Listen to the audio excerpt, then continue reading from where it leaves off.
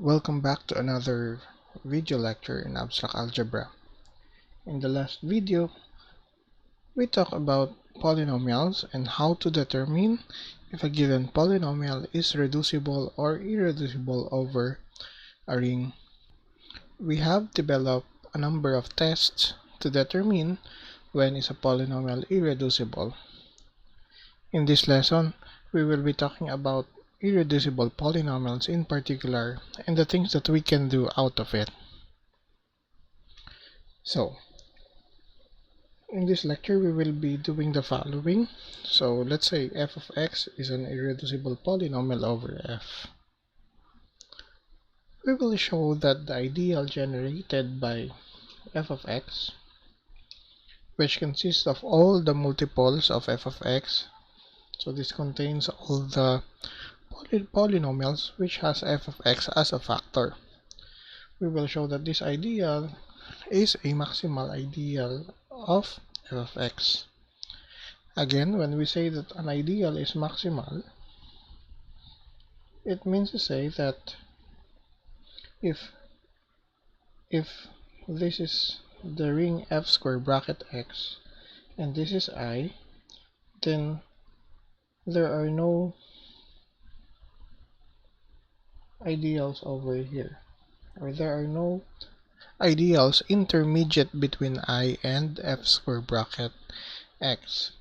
So meaning to say, if J is an ideal of f square bracket x such that J contains I and J is contained in f square bracket x, then two things can only happen, that J is I or J is the entire ring f square bracket x. So, for an irreducible polynomial, we will show that the set of all multiples of f of x will form a maximal ideal. In turn, if you take the quotient ring f square bracket over I, because this is a maximal ideal, then it follows that this is a field from a previous lecture. Also, if f of x is irreducible and that the degree is greater than 1, it follows that f of x cannot have a root in f. In this lecture also, we will show that if a polynomial doesn't have a root in its underlying field, then this field can be extended to a bigger field E, where f of x will have a root. So without further ado, we will start stating the first theorem of this lecture. So here, f represents a field. F of x is a polynomial over f. Then the following holds. F of x is irreducible over f if and only if the ideal generated by f of x is a maximal ideal in f square bracket x. So as you can see, the theorem is a biconditional statement, so there are two parts of the proof. First, let's prove this direction. Here we assume that f of x is irreducible over f. We will show that the ideal generated by f of x, which is I, is going to be a maximal ideal. So to do this, we will take an ideal J of f square bracket x that falls intermediate between I and f of x, f square bracket x rather. So if I is a maximal ideal, then two things can only happen, that J is either I or J is f of f square bracket x. So we will show that those are the only two alternatives possible. Because f is a field, it follows that every ideal of f square bracket x, we have learned this before, that every ideal of f square bracket x, if f is a field, is a principal ideal, meaning to say the only ideals are the ideals generated by single elements. In this case, J will be an ideal generated by some polynomial p of x, because again, every ideal of f square bracket x are the ones which are generated by a single element.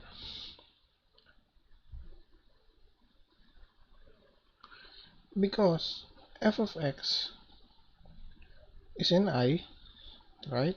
It generates I, and because I is contained in J, it follows that f of x is in J. So in particular, if J consists of all the multiples of p of x, it follows that f of x itself is a multiple of p of x. So there exists a polynomial q of x over f, so that f is equal to p times q. It is given that f of x is irreducible over f. So whenever f of x factors into two polynomials p of x times q of x, because of its irreducibility, one of these has to be a unit, meaning to say, in f square bracket x, a unit is a non-zero constant. Therefore, one of p of x or q of x is a non-zero constant. So we will consider cases. If p of x is a non-zero constant, that is a unit, it follows that J is the entire ring f square bracket x. Why? We have learned in a previous lecture that if an ideal contains a unit, then it is the entire ring. So J must be f square bracket x in this case. In the case where q of x is a non-zero constant, it follows that J is equal to I. Why? Because if q of x is just a constant, as you can see, f of x is just a constant times p of x. Therefore, all the multiples of f of x are also the multiples of p of x. Hence, I is a maximal ideal, which proves the direction from left to right. Let's now prove the direction from right to left. Here we now assume that I is a maximal ideal in f square bracket x. We wish to show that the polynomial generating I is irreducible over f. First of all, notice that f of x cannot be the zero polynomial, and f of x cannot be a unit. Why? Because if f of x is the zero polynomial, then the ideal generated by f of x will be the zero ideal. Remember that a maximal ideal cannot be the zero ideal. Second, f of x must not be a unit, because if f of x is a unit, then the ideal generated by f of x will be the entire ring f square bracket x, which is not the case because I is a maximal ideal. Okay, so to prove that f of x is irreducible over f, we write f of x as a product of two polynomials p of x times q of x. We prove that one of p of x or q of x is a unit, or a non-zero constant in this case. If f is the product of p and q, it follows that whenever a polynomial is a multiple of f of x, it is also a multiple of p of x. Hence, the ideal generated by f of x, or the set of multiples of f of x, is inside the set of all multiples of p of x. And by default, this ideal is contained inside f square bracket x. And because I is a maximal ideal, this intermediate ideal generated by p of x is either I or f square bracket x. So this is the I, this is f square bracket x. So again, we will consider two cases. If the ideal generated by p of x happens to equal the ideal generated by f of x, it must follow that their degrees are equal, because This says that the multiples of p of x should be the multiples of f of x. Therefore, p of x is divisible by f of x and f of x is divisible by p of x. That can only happen whenever their degrees are equal. So in this case, because of this equation, if the degree of p of x equals the degree of f of x, it follows that q of x is just a constant. It cannot be linear. Otherwise, hindi mag-equal yung degrees na itong dalawa. It cannot be quadratic, and so on. So the only possibility for q of x is to become a non-zero constant. In this case, a unit. In the second case, that f of x generates the entire ring f squared bracket x, it follows that p of x is a non-zero constant. It cannot be linear, right? Because not everything in f squared bracket x can be divisible, can be divided by a linear polynomial. Or not everything has a linear factor. Not everything has a quadratic factor. Not everything has a cubic factor. But everything in f squared bracket x has a constant factor. Therefore, the only possibility for p of x is that it must be a non-zero constant, which is a unit in this case. Therefore, f of x is irreducible, because the moment you write f of x as a product of these two, then because of these cases, we have shown that one of these is always a unit. Therefore, f of x is irreducible over, I forgot to write, over f, and that completes the proof. Now recall that an ideal I of a commutative ring R with unity is maximal if and only if the quotient ring R modulo I is a field. Remember, R modulo I contains all the cosets of I that forms R, right? And because of this, if f is a field and f of x is irreducible over f, then if you form, because this one is a maximal ideal, if you form this quotient ring, you will form a field. And conversely, if this is a field, we know that this ideal is maximal, hence f of x is irreducible. That's why the statement is a biconditional statement. So, also, if f of x is irreducible over f, then this quotient ring is a field, right? Because every field is an integral domain, this quotient ring is also an integral domain.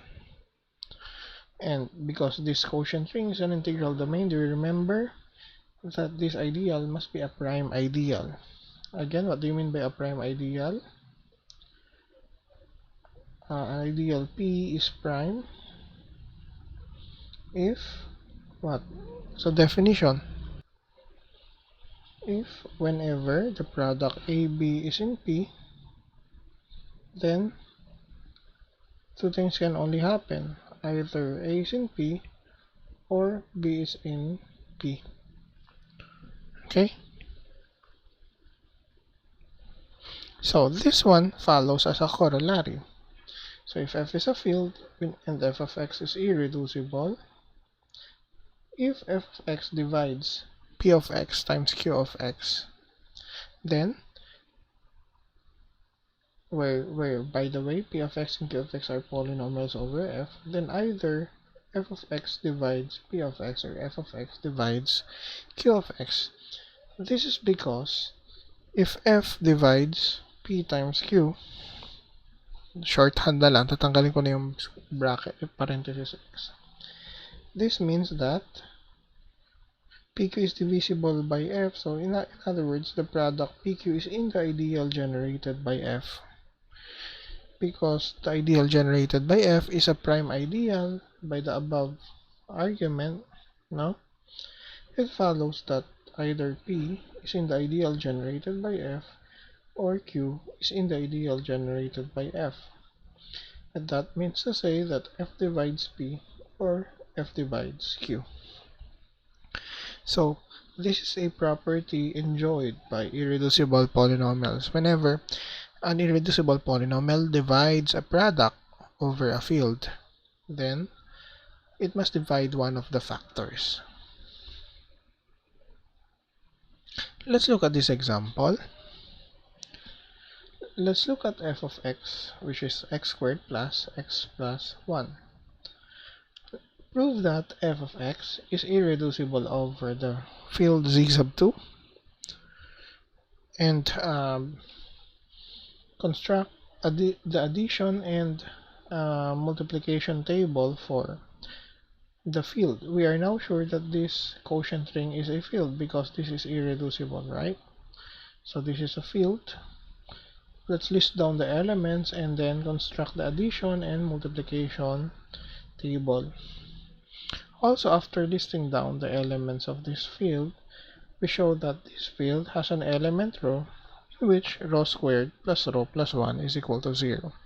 Meaning to say, in the field E, this polynomial has a root even though this one is irreducible over z sub 2.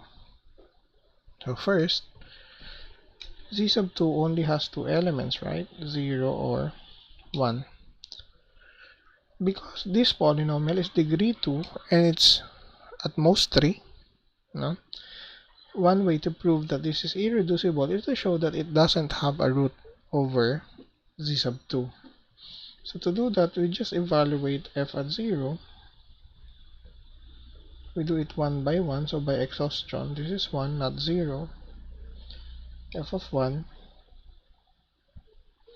plus 1 plus 1 in z sub 2 is 1, and this is again not 0. Therefore, f has no root in z sub 2 because the degree of f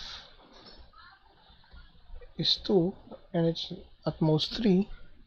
It follows from a previous theorem that f of x is irreducible over z sub 2. Okay, do you follow? If you cannot follow, you must go back to the previous lesson. No question. What are the elements of the quotient ring E, which is z2 square bracket x modulo the ideal generated by x squared plus x plus 1. So again, remember, this consists of all the cosets of these ideals that form z2 square bracket x. Correct? Correct. So, as you can tell, if f of x is any polynomial, or let's not use f, if p of x is any polynomial in z2 square bracket x, by division algorithm, what does the division algorithm say? We can divide p of x by x squared by this degree 2 polynomial x squared plus x plus 1. So we can write p of x as x squared plus x plus 1 times some quotient q of x plus some remainder r of x. Okay? Now, here, the degree of r of x is less than 2. So, meaning to say it's at most linear. So, let us say r of x is of the form ax plus b. Because of this, if you subtract p of x minus r of x, you see that the resulting polynomial is divisible by x squared plus x plus 1. Meaning to say, p of x is congruent to r of x modulo I. Wala tayong I. Ang ibig sabihin kong I, yung ideal generated by x squared plus x plus 1. Therefore, lahat ng element or lahat ng cosets, okay, lahat ng coset na nandito ay ganito ang itsura. Ang laman na ito, lahat ng mga a plus ax plus b plus I tawagin na lang natin I itong ideal na ito para hindi tayo malito dun sa parenthesis, okay? Where A and B are elements of Z sub 2. Because we only have two choices for both A and B, therefore this E only has 4 elements. So you can pause. I will erase the board. Okay. So E only has 4 elements. Rewrite lang ulit natin. AX plus B, where, AX plus B plus the ideal I, coset ito, no? Where A and B are elements of Z sub 2. Now there are only two choices for A and B, both A and B, so there are only 4 elements in this field. Okay, these are the cosets when both A and B are 0. This is 0 plus I.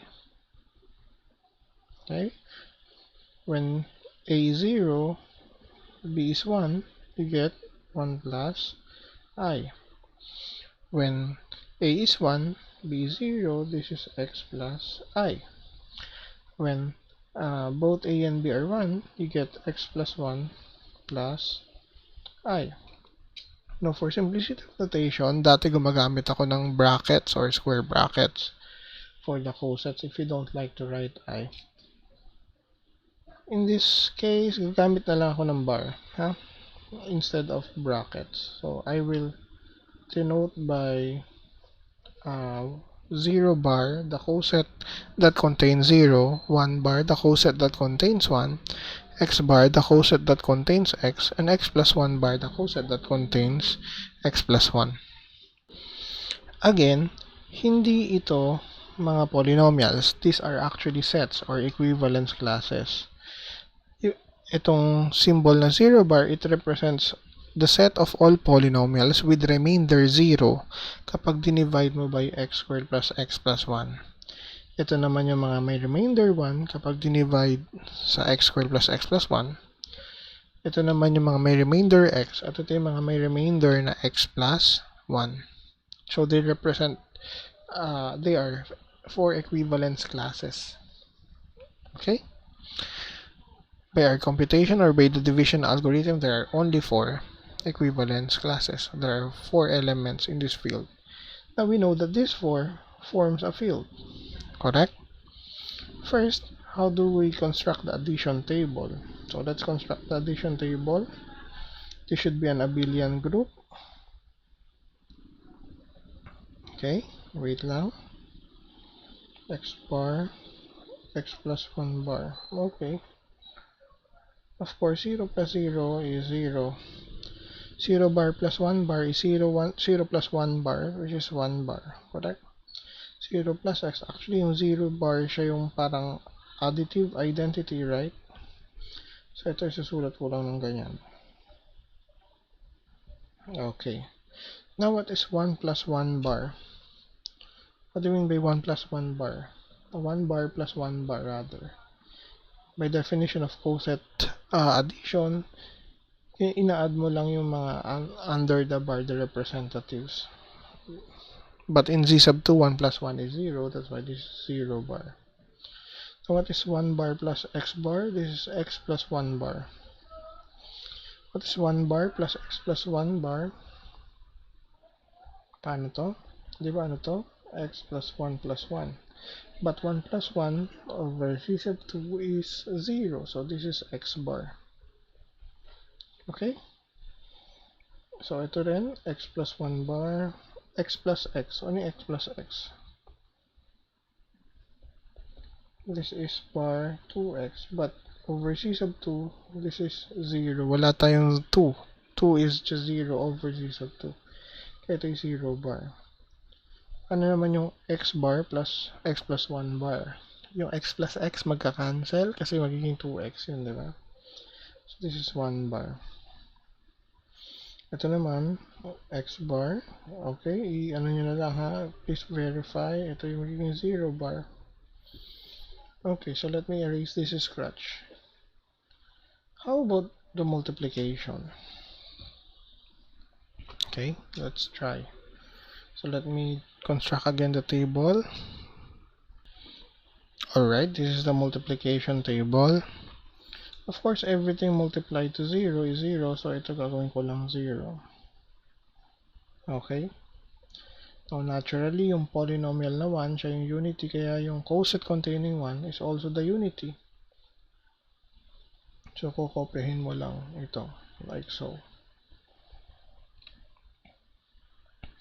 Now, what is x times x? So, what do you do? So, x times x is bar of x squared.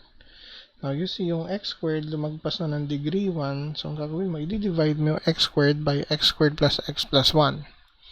Kukunin mo yung remainder, yun yung sagot. Kaya lang, that's long. Meron tayong technique. Anong technique? Again, ang standard method, di-divide mo, long division. Okay? Then, kukunin mo yung remainder. Remember, we're doing it over z sub 2. So, x squared divided by x squared, 1. Kopyahin mo lang. Ang remainder ay 0 minus x is minus x. But we are in over z sub 2, kaya ang minus x, x lang din. 0 minus 1 is negative 1, but we are in z sub 2, kaya ang minus 1 ay 1 lang din. So, nakita nyo, parehas lang ito sa x plus 1. Okay? Kaya ito ay x plus 1 bar. Okay? Actually, this is because, remember si I, so ito yung shortcut na sinasabi ko. Remember si I, siya yung, what do you call this? The ideal generated by x squared plus x plus 1. Siya yung 0 bar. Kasi siya yung 0 plus I, di ba? Sulat mo nga ulit. 0 plus the ideal generated by x squared plus x plus 1. Hindi ko sinasulat ng ganito kasi baka malito kayo sa parenthesis. Isipin nyo, ginugroup ko lang. But the parenthesis actually represents the ideal. Okay? So, ibig sabihin, sa ideal na to, narariyan si what? Si x squared plus x plus 1 mismo. Kaya actually, kapag x squared plus x plus 1 ang dinagdag ko dito, okay, parehas lang yan. Diba? Kasi kapag sinubtract mo itong dalawa, ang difference nila ito, nandun siya sa ideal, kaya congruent itong dalawa, modulo I. Kaya pwede mong isipin na sa field na ito, ang x squared plus x plus 1, sorry, erase ko lang ulit ha. Pwede mong sabihin, no? So parang we can think this way. Pwede mong sabihin na bar ng x squared plus x plus 1 ay nagko-convert palagi sa 0 bar. Okay, in this ring, ito ay totoo or nag-hold. Okay? Kung di kayo makasunod, i-post nyo and then balik-balik. Okay? Kaya, for example, if I have x squared, ano yung shortcut? Yung x squared, paano ko nalamang x plus 1? Kasi dahil dito sa equation na to, bar ng x squared, bar ng x plus 1 equals 0. So that means to say that x squared bar is equal to negative x plus 1 bar. But over c sub 2, ang negative 1 ay 1 lang naman din. Kaya, ang x squared ay x plus 1 bar. Kaya yun ganon. Okay? Pero kung nahihirapan kayo yung this way, no? But you can always do long division. Okay. So, i-erase ko ulit ito. This scratch. Nakopya nyo na dapat. Okay? Meron kayo laging papel on your side kapag nag-aaral kayo ng abstract algebra. Okay, let's do the other multiplication. By the way, alam natin palang field ito. Kaya kapag binura mo yung 0, dapat ito bubuo ng abelian group. No? By the what they call this? Yung Sudoku property for groups. Dapat ito yung natitirang element. Ano ba yung natitirang element? Yung natitirang element na lang naman, 1 bar. Pero you can verify kasi if you multiply x bar times x plus 1 bar, multiply mo x times x plus 1. And this is the bar of x squared plus x. Naalala nyo, ang bar ng x squared plus x plus 1 ay 0. Which means x squared plus x plus 1 bar equals 0 bar. So x squared plus x is equal to minus 1 bar. But minus 1 over z sub 2 tayo, kaya ito ay 1 bar lang. Ayun, 1 bar. Fill in na lang natin using the Sudoku property. Pwede na yan. So that's the multiplication table. Okay? Now, sabi dito, also, show that E has an element row so that row squared plus row plus 1 is 0. Sino kaya sa apat na to yung pumapapil na row? What do you think? Yes, you're correct. 0, siya yung x plus I or yung shortcut x bar. Kasi, kapag kinumpit mo yung row squared plus row plus 1, mangyayari yan x bar squared plus x bar plus 1 bar. Okay? Properties ng cosets.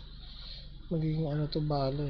Bar ng x squared plus x plus 1. And this is the 0 in the ring. Okay? So what's the moral of the story? Why is this example important? This example tells us something about the next theorem. So you can see this is quadratic and irreducible, therefore it cannot have a root. It will never have a linear factor. So this doesn't have a root over z sub 2. In fact, we check one by one.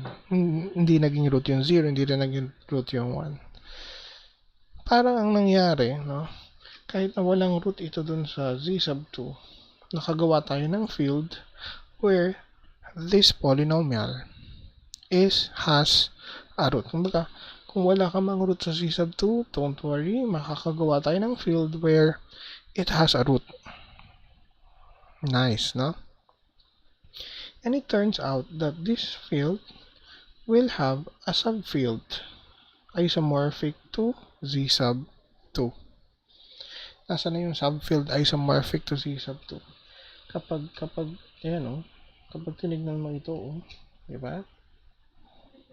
Parang siya lang yung z sub 2. Kung i-denote natin by f prime yan, or f prime yung 0 bar, 1 bar. This is a subfield of E that is isomorphic to z sub 2. Actually, in the theorem, E prime ang ginamit ko dito, hindi E. So I think let's now state the following theorem. Ito na yung ating last na theorem for this lecture. So, if f of x is irreducible over f, then what? There always exists field E prime having a subfield f prime isomorphic to f and an element row in E prime such that f of rho equals 0. Why is that so? Ang ginagawa natin dito, generalize lang natin yung example. First of all, pag irreducible ang polynomial, hindi natin sinasama ang mga non-constant at mga constant. Okay. If f of x is linear, we are done. We are done. Why? Siyempre, dapat a is not 0 para hindi siya magiging constant polynomial. Why are we done? Si E prime, siya na lang din si f. Tapos, of course, f contains itself. F is isomorphic to f. At sino ang row? Ang row mo dito sa case na to, siya yung minus A inverse times B. May root ito. Ang root na ito ay minus A inverse over B. Ayoko isulat na minus B over A kasi hindi naman palaging ano yan. Yung field na pinag-uusapan dito, it's not always the field of numbers. Okay? Okay. So, ito yung row. Kapag in-evaluate mo si F sa row, ang lalabas talaga 0. Kasi, yung A minus A inverse B plus B, makikita nyo lalabas minus 1B plus B minus B plus B, talaga namang 0. So, paano kung si f of x ay hindi linear? If f of x is not linear, no? If the degree of f of x is greater than 1, ang gagawin nyo lang, kagaya nung nandun sa example, dahil si f of x ay irreducible, yung ideal na to ay maximal, yung quotient ring na to ay magiging field. Siya yung gagawin nating E'. Ang laman ng E' ay mga cosets ng ideal na ito. Okay? Sino yung F'? Ang gagawin natin, kukunin nyo ito dun sa example ko, ito yung A bar, where A is in F. Balikan natin yung example, ha? Kasi mali, dun sa theorem, ito E'. Okay. Ang elements ng Z sub 2, 0 at 1. So, yung F' mo, parang yung 0 bar, tsaka 1 bar. Okay? Parang dito sa theorem, no? Yung F' mo, yung mga elements lang ng F, lalagyan mo lang ng bar. Or ito yung mga, what you call this, cosets containing the constant polynomials in F. And naturally, of course, F' is going to be a subfield because F is a field itself. Itong mga cosets na ito bubuo ng field. At bakit yan isomorphic sa F? Ang isomorphism natin ay paano yung isomorphism? Yung A plus ideal generated by f of x, ina-assign natin sa A. Yan yung matching. Okay? Now, which one will be the root of F? Ang root, parang yung kanina, yung x plus I. Parang kanina yung x plus I or yung x bar. Pag kasi kinuha mo yung f of x bar, pag in-evaluate mo yung f of row, mangyayari f of x bar, no? Mangyayari niya, nagiging bar lang ito ng f of x. Congruent nga yan sa 0 bar, modulo I. Diba? Okay, so parang nangyari, may root dun sa E'. But for the sake of illustration, ito yung nangyari talaga. Okay, I always draw this kung ako'y naguguluhan. Parang ganito. Huwag nyo muna pansinin tong blue part. Ginawa ko, so meron tayong meron tayong polynomial na f of x na irreducible sa f. Okay? Wala siyang root. Or kung linear, walang usapan. Sabihin natin hindi linear si f of x. Okay? Kung hindi linear si f of x, wala siyang root. Makakagawa ka ng quotient ring modulo the ideal generated by f of x. Ito yun. Makakagawa ka niyan so that this contains an element or this contains a subfield f prime isomorphic to, sabihin natin, lagay natin ito yung isomorphism. Okay? Ito yung may element na row. There's x plus the ideal generated by f of x. Ang laman bali ng mga nandito sa kanan ay mga cosets. Ito yung mga field elements. So, parang sa makatuwid, kung itong field na ito ay may subring na isomorphic sa f prime, para mo na rin sinasabi that si f may kopya doon. Parang imaginein mo ito yung parallel universe. No?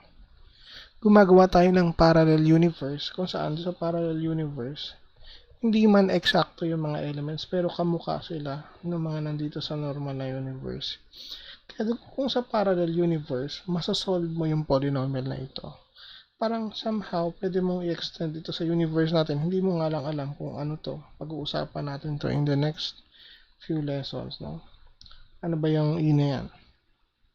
Sa parallel universe, parang nakagawa ka ng kopya ng field mo at ng kanyang extension. Ang tawag dito ay field extension. At ng extension niya, where this polynomial has a root in there.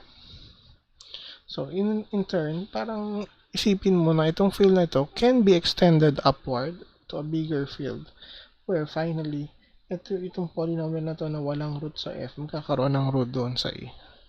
So, this is really important in this subject. Parang sinasabi nito, if you get a polynomial that doesn't have a root on a given field, don't worry. You can always extend your field into a larger field where that polynomial can be solved. Parang sa case ng halimbawa, let's begin with the field of, kunwari, ang f natin ay rational numbers. If you take the polynomial x squared minus 2, for example, this doesn't have a root in q, but it does have a root in r. You can extend q to r so that this has a root in r, not in q. So, yung root nito, di ba, plus or minus the square root of 2. So, kung sakaling halimbawa meron kang x squared plus 1, wala itong root sa q. In fact, wala rin siyang root sa r, pero meron siyang root sa c. That's the idea. Okay? You can always extend your field into a bigger field so that it will accommodate, the larger field will always accommodate a root for your polynomial. Kasi remember, ang isa sa mga goals ng algebra is to solve for polynomial equations. So we would like polynomial equations to have roots. That's why we build number systems as we have known them today. To address the problem of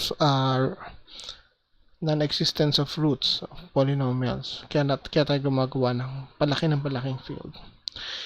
But meron tayong theorem sa abstract algebra, ang tawag fundamental theorem of algebra. Sabi noon, lahat daw ng polynomials over Q, sure ka na masasolve sa C.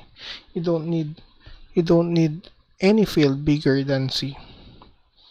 Every polynomial over C, in fact, has to be solvable or has a root in C. We call that the fundamental theorem of algebra. Okay? So, ayun nga, sabi dito parang ganito. If f of x has no roots in f, then we can extend f to a larger field where f of x has a root. So, that's it for this lecture, and next week tayo break, Christmas break, and I wanted to greet you happy holidays. Okay? See you in the next lecture.